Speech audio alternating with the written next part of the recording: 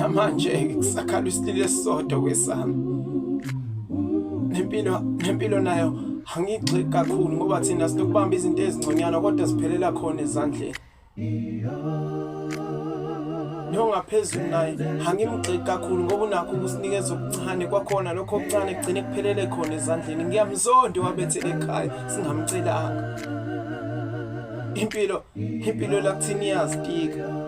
Izitika kakhulu ngenhlupheko mihla namalanga thina hlezi sikhala isililo esisodwa kwesami.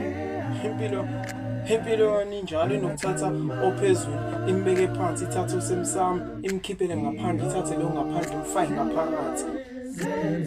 Empilweni sifunda lukhulu sabantu.